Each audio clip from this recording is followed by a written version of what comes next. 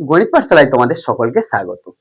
আজকে আমরা সপ্তম শ্রেণীর কোষে দেখি ৩ যে পাতা ৪৩-এ অঙ্ক আছে সমানুপাত, সেই অঙ্কগুলো করব।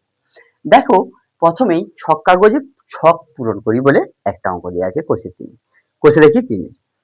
সেখানে যেটা দেয়া আছে যে ৪টা সংখ্যা দেওয়া আছে, সমানুপাতি, সমানুপাতি নয়। প্রথম দুটো অঙ্ক বইয়ে করে দিয়েছি। তাহলে এখানে সমানুপাতি আর সমানুপাতি নয় কি করে বার করব? দেখো, প্রথম পদ এবং চতুর্থ পদ এদের গুণফল বার করব। গুণফল বার করো। ৫ আর ৩৫-এর গুণফল কত হচ্ছে? ৫ আর ৩৫-এ ৫ ৫-এ ২৫, ২ থাকছে ১৫ আর ২-এ ১৭। আবার তোমরা গুণ করো ৭ আর ২৫-এ, মানে দ্বিতীয় পদ আর তৃতীয় পদে গুণ করব। এখানেও কত হচ্ছে? ১৭৫। সরি, ১৭৫। তাহলে দুটোই দেখো সমান হয়ে যাচ্ছে। যদি প্রথম পদ আর চতুর্থ পদের গুণফল যা হবে, দ্বিতীয় আর তৃতীয় পদের গুণফল যদি একই হয়, তারা কি হবে? সমানুপাতি হবে। অর্থাৎ কোন ঘরটায় লিখবো? ৫, ৭, ২৫, ৩৫ লিখবো এখানে। এরা তাহলে কি হলো? সমানুপাতি হলো। এবার তোমাদের জিজ্ঞেস করছে কিটা, যে সমানুপাতি নয় কোনটা। সমানুপাতি তার পরেরটা জিজ্ঞেস করেছে, সমানুপাতি না সমানুপাতি নয়। তাহলে তার পরেরটাতে কি করব? দেখো, ৪ আছে আর ১৮ আছে। ৪ আর ১৮-র গুণফল কত হয়? ৪ আর ১৮ প্রথম পদ গুণিত চতুর্থ পদ। ৪ ১৮-য় ৭২। ১০ আর ৩০ আছে। ১০ গুণিত ৩০ কত হয়? ৩০০। তাহলে এখানে প্রথম পদ আর চতুর্থ পদের গুণফল ৭২ হচ্ছে, আর দ্বিতীয় আর তৃতীয় পদের গুণফল কত হচ্ছে? ৩০০ হচ্ছে। তাহলে ইহা সমানুপাতি নয়। তাহলে কত? ৪, ১০, ৩০, ১৮ ইহারা সমানুপাতি নয়। এবার এখানে একই রকম ভাবে গুণ করব। ৫ আর ২০ গুণ করো। ৫ আর ২০ গুণ করলে কত হয়? ৫ ২০ ১০০। আর ১০ আর ১৬ গুণ করো। দ্বিতীয় পদ আর তৃতীয় পদে গুণ করো। ১৬০। তাহলে এখানে হচ্ছে ১০০, এখানে হচ্ছে ১৬০। তাহলে ৫, ১০, ১৬, ২০ সমানুপাতি না? তাহলে এটা সমানুপাতি নয় হয়ে যাবে। আচ্ছা, এখানে দেখো ৯ আর ৩০-এ গুণ করলে কত হয়? ২৭০। ১৫ আর ১৮-এ গুণ করলেও ২৭০ হয়। তাহলে এরা সমানুপাতি হয়ে যাবে। তাহলে আমরা এখানে কি দেখতে পাচ্ছি? যে প্রথম পদ আর চতুর্থ পদের গুণফল যা হবে, যদি দ্বিতীয় এবং তৃতীয় পদের গুণফল একই হয়ে যায়, তাহলে আমরা তাকে সমানুপাতি বলবো। তারপর ২-এর দাগের অঙ্কেতে কি দেয়া আছে তোমরা দেখো। ২-এর দাগের অঙ্কে দেয়া আছে, এখানে ২-এর অঙ্কে দেয়া আছে ৮ জন লোক একটি কাজ ১৫ দিনে করতে পারে। হিসাব করে দেখি ১০ জন লোক ওই কাজটি কত দিনে করতে পারবে। তাহলে এখানে দেয়া আছে কি ৮ জন লোক একটা কাজ ১৫ দিনে করতে পারে। তাহলে আমরা যেমন সাজিয়ে নিই, লোক সংখ্যা ব্র্যাকেটে সময় ব্র্যাকেটে। দেখো, এখানে ৮ জন লোক আছে, কাজটা করতে কদিনে? ১৫ দিন। তাহলে এখানে ১০ জন লোক কদিনে করতে পারবে? সেটা দিবে। লোক সংখ্যা বাড়লে সময় কি হয়? কমে। তাহলে এই সম্পর্কটা কি সম্পর্কে আছে?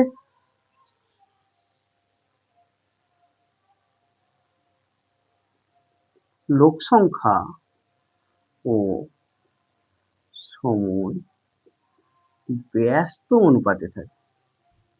একটা কমার সাথে সাথে আরেকটা যদি বাড়ে, সেই সম্পর্কটাকে ব্যস্ত সম্পর্ক বলতাম। এখানে অনুপাতটা কি বলবো? ব্যস্ত অনুপাতে।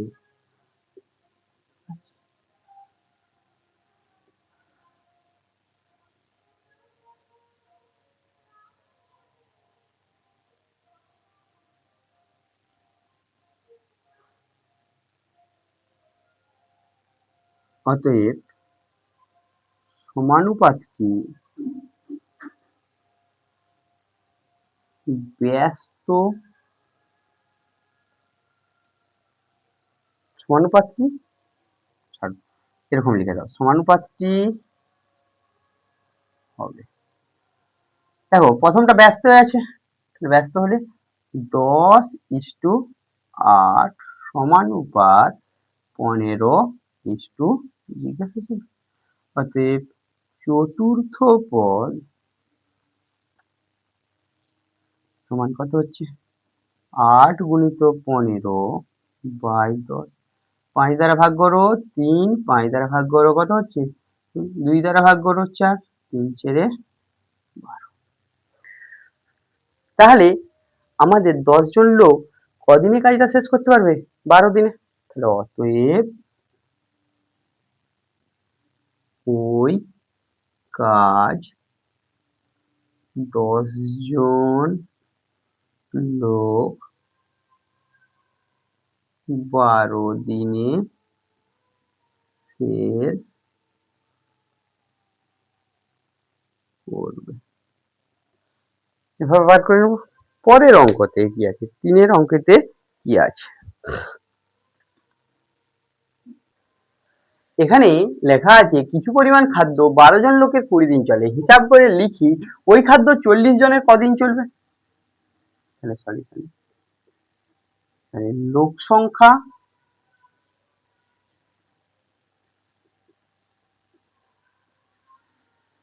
জন, সময়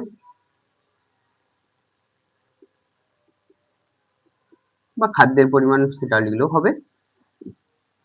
তাহলে 12 জনের কদিন চলে 20 দিন, 40 জন লোক আছে তার কদিন, তোমরা ভালো করে দেখো দেখিনি 12 জন একই পরিমাণ খাবারটা রয়েছে, 12 জন লোকের যে যদি 20 দিন চলে 40 জন লোকের কি হবে কম দিন চলবে। তাহলে এটা বাড়ার সাথে সাথে এখানে কি হচ্ছে কমছে, তাহলে ব্যস্ত সম্পর্কে আছে লোক সংখ্যা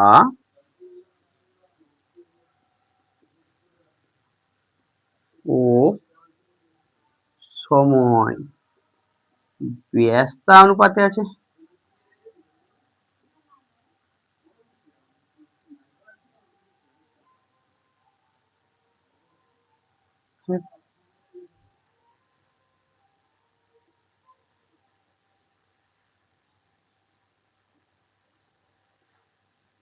সমানুপাত কি হলো, দেখো ব্যস্ত অনুপাতে আছে মানে কি নিচেরটা উপরে লিখবো 40:12 সমানুপাত 20:, জিজ্ঞাসা, তাহলে এখানে চতুর্থ পদ সমান কি হবে 12 × 20 মাঝের দুটো, দ্বিতীয় পদ গুণিত তৃতীয় পদ বাই প্রথম পদ।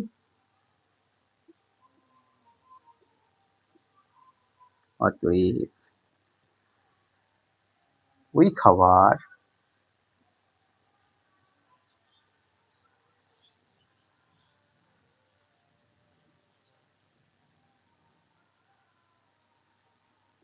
ওই খাদ্য 6 দিন চলবে। আমরা এভাবে সমাধান করে নিতে পারবো। তারপরে 4 অঙ্কেতে দেখো কি দেয়া আছে, দেখো এখানে দেয়া আছে অরুণবাবু তার কৃষি জমিতে 16টি নাঙল দিয়ে 10 দিনে সব জমি চাষ করতে পারে, ওই জমি 8 দিনে চাষ করতে গেলে কতগুলো নাঙল লাগবে, এখানে সলিউশন করব যখন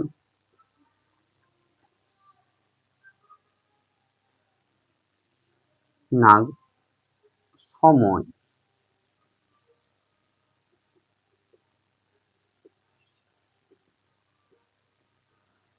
লাগল সংখ্যা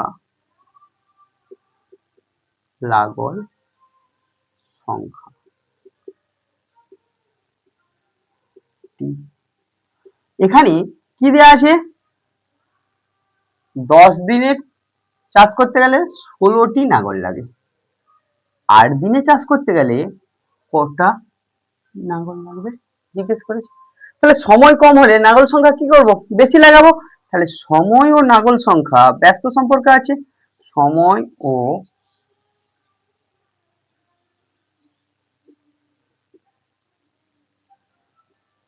ব্যস্ত সম্পর্কে আছে আছে তাহলে এখানে অনুপাতটা তাহলে সমানুপাত কি হলো,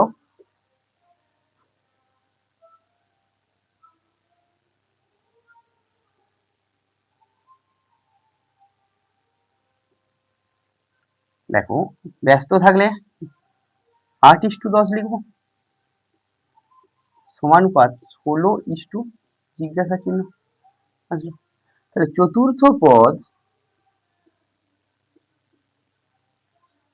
মাঝের দুটো, দ্বিতীয় পদ গুণিত তৃতীয় পদ বাই 2 দ্বারা কাটো,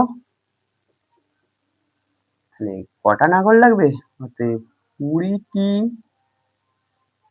লাগল লাগবে। এর পরের অঙ্কে কি দেয়া আছে আমরা একটু দেখব। এরপরে 5 অঙ্কে এখানে দেয়া আছে একটা বন্যাত্রাণী শিবিরে 4000 জনের 190 দিনের খাবার মজুদ আছে। 30 দিন পর 800 জন অন্যত্র চলে যায়, যারা রয়ে গেলেন অবশিষ্ট খাদ্য কতদিন চলবে। তাহলে লোক সংখ্যা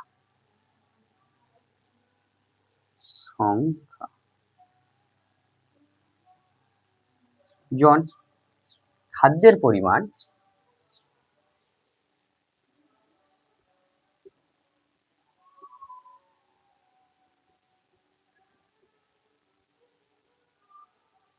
এখানে কিসে দিয়ে আছে, দিন, সময় দিনে যেটা খুশি লিখতে পারো। এখানে 4000 জনের 190 দিনের খাবার মজুদ ছিল, তাহলে 4000 জন এখন কত দিনের খাবার মজুদ আছে, 190 দিন ছিল কিন্তু 30 দিন তো খেয়ে নিয়েছে, তাহলে 4000 জনের 160 দিনের খাবার এখন রয়েছে। কিন্তু 4000 জন থেকে কতজন চলে গেছে, 800 জন, তাহলে এখন লোক সংখ্যা রয়ে গেছে কত, 3200। সেই খাবার কতদিন চলবে, তাহলে দেখো লোক সংখ্যা কমলে খাবারের যে পরিমাণের যে সময়টা সেটা কি হবে, বাড়বে। তাহলে লোক সংখ্যা ও সময় যেটা খুশি লিখো, লোক সংখ্যা ও সময় লিখতে পারো, খাদ্যের পরিমাণও লিখতে পারো, সময় ব্যস্ত সম্পর্কে আছে, ব্যস্ত সম্পর্কে আছে। সমানুপাতটি হলো, সমানুপাতটি হলো এখানে তাহলে 3200 আগে লিখবো ইস্টু 4000,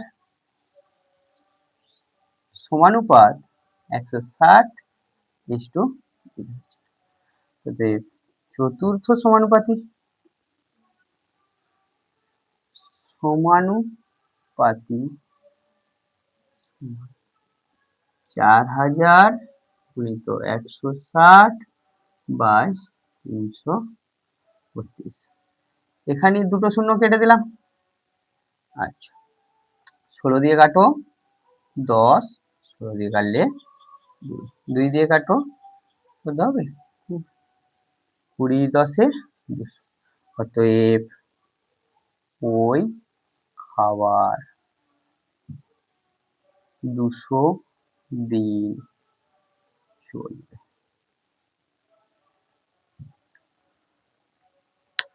তোমাদের যদি গণিত পাঠশালা ক্লাস ভালো লেগে থাকে, গণিত পাঠশালা ইউটিউব চ্যানেলকে সাবস্ক্রাইব করো, পাশের বেল আইকনটি প্রেস করো। গণিত পাঠশালা বাই অনুপ ফেসবুক পেজকে ফলো করো, বন্ধুদের মধ্যে শেয়ার করো, কমেন্ট করো, লাইক করো। Thank you.